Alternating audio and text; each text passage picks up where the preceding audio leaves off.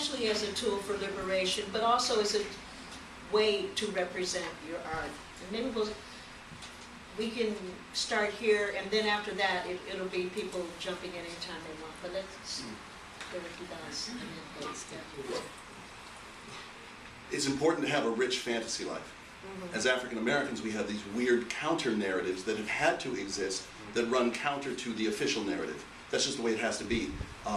The way even, I grew up in a Cuban neighborhood in New York City, and it was very interesting just to watch the way the religions of West Africa had to go underground to become Santeria, to become the religion of the saints.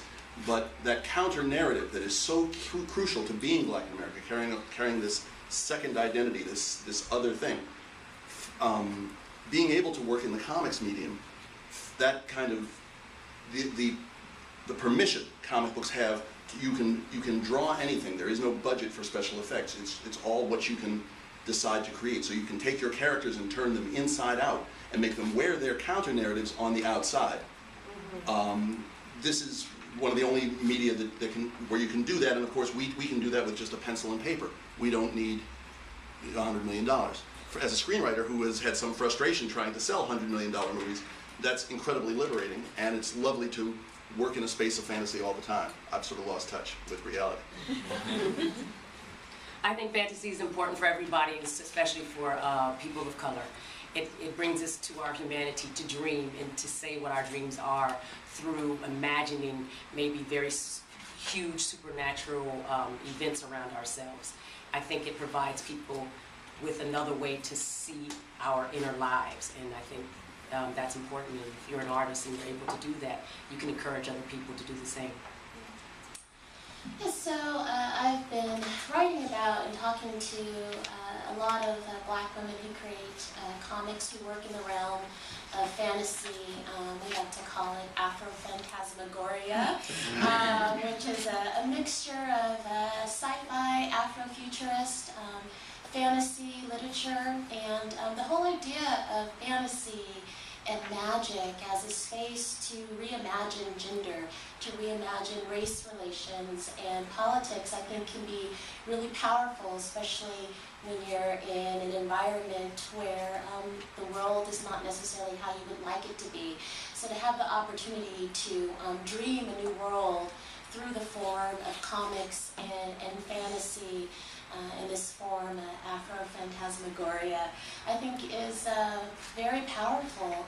And you know, we're sort of talking earlier about science fiction, which is also this fantasy, futuristic type of form where a lot of times people of color, people of African descent are not represented, or if they are, they're dying soon, or they're villains, they meet this tragic fate.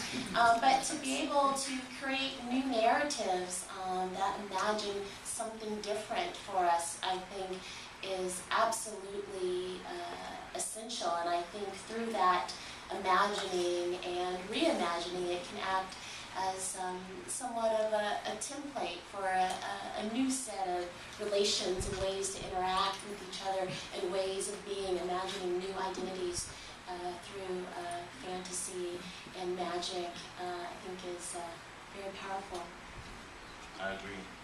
Yeah, I'm very tired of seeing brothers getting a tragic killing in movies like really quick, and it's always really gruesome too. You know, just like, I'm tired of that. But anyways, imagination is super important. I mean, Einstein said that imagination is more important than knowledge, and I agree with that. I mean, you need an imagination you need to think of it first. You know, you need to be able to think creatively out the box before you want to do anything. You know, if you want to go to the moon, you gotta imagine that first. You know, and then everything else follows after that.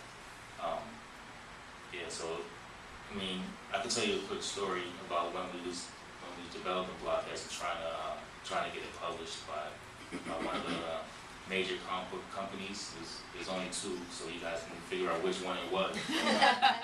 So we're in the office with Russell Simmons. He's the head of Def Jam, for you guys who don't know. And one of the head of one of those comic book companies was there too, and we was going to do Blokhedz published on that comic book label. And the head publisher was like, you know, this is cool, Blokhedz is cool, but if you can take the magic out and just leave it like some, you know, like a street comic, then we will, you know, we will pick up his comic book. And I wanted to be like, because he was saying this is two different stories, and I'm like, no, like, we have an imagination, and we imagine ourselves as superheroes and having superpowers as well, so it will work, you know, and we kind of have to walk away from that deal, just because of that difference in philosophy. So. Yeah, and I mean that's always a crazy story, because people would ask us why don't we go with a major, and when we tell them that story, it kind of opens up dialogue, and you know, people may not know that this is how the industry sees people of color without having, you know, an imagination, or can't exist in a fantasy environment. And you know, it's very important.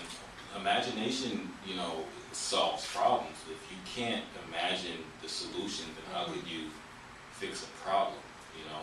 So I think that in itself makes it a valuable tool to express to the children, to exercise that, you know, and we as, you know, the gatekeepers need to exercise our wisdom and go forward and letting them express themselves, and, you know, maybe pull them away from the video games a little bit, and then, you know, give them a comic book and say, you know, engage your mind this way. And, you know, a lot of people collect comic books. I collect comic books, you know, and I'm not a proponent of like forcing things onto people, but, you know, there's something to say about the written word and the visual images that touches deeper than, you know, television and moving pictures. They're all relevant, but the intimacy is different, and reading for entertainment should be, you know, taught. I'll keep mine really brief. We're sitting, this panel is Fantasy Manifest.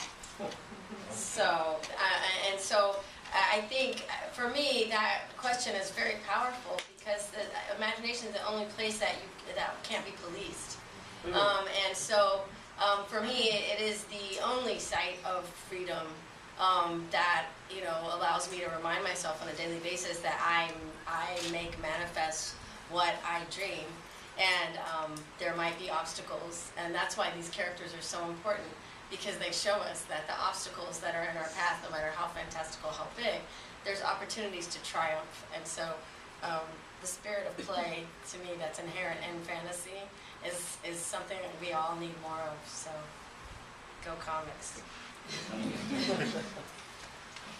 Okay, man, this is so awesome, because I get to talk about several things I really love: comics, hip hop, Afrofuturism. Oh my goodness. Okay, where do I start? So I came up poor in Mississippi, you know, and literally in the middle of a cotton field, right? And I didn't have a lot. But one thing that I definitely had was a few things: a mother who showed me science fiction, who gave me comics, and I had the stars. So I could imagine myself in a different spot, right? The power of the imagination is just it's vital. It's what saved me. You know? When I think about Afrofuturism, this notion of like black speculative fiction, one of the first Afrofuturists I think about is Dr. King, because that mountaintop he's talking about is not in this space, it's not in this time, it hasn't happened yet. It might be on Mars, it might be in some other space, but he was imagining his people in another space, which is why he kept Nichelle Nichols, or he encouraged her to stay as a Uhuru on Star Trek, right? Because he was like, you represent us in the future. And he knew how important that was. And so when I think about like the intersections between black speculative fiction and hip hop, I mean, I just see them just playing off of each other just so beautifully. If you look at like the work of Africa Bambaataa and Deltron 3030, those particular pieces, hip hop pioneers, they're imagining themselves in these different spaces by reappropriating technology.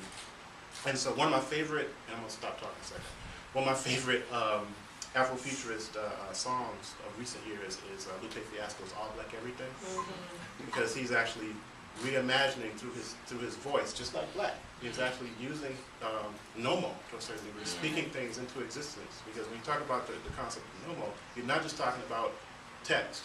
You're talking about multiple modes of speaking. We're talking about art. We're talking about ways of making meaning. And that's one of the reasons why I think that narrative and storytelling is so vital to us, because we're made of stories. and we keep editing those stories all the time through the way we create. And when you bring up Nomo, it makes me think that everything starts with the thoughts. Oh, sure. The thoughts are creative. When I meet somebody and they say, you know, oh, you're so creative, and I say, you're a creative person too, and they say, no, I'm not creative.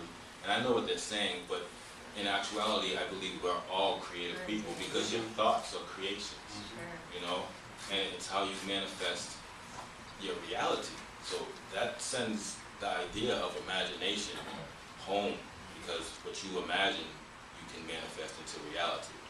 Right.